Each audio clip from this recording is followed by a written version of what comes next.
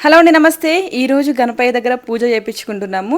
గణపయ్య పండుగ వచ్చిందంటే చాలు 9 డేస్ ప్రతి ఒక్కరము ఖచ్చితంగా ఏదో ఒక రోజు వీలు చూసుకొని పూజ కూర్చుంటాం కదా. దేశమంతా ఏ నలుమూలల చూసినా కూడా గణపయ్య పండుగ అంగరంగ వైభవంగా జరుగుతుంది.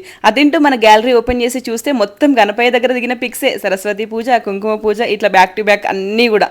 సో కొంతమంది 3 డేస్కి నిమజ్జనం చేస్తారు, కొంతమంది 5 డేస్కి 9 డేస్కి అట్లా కదా.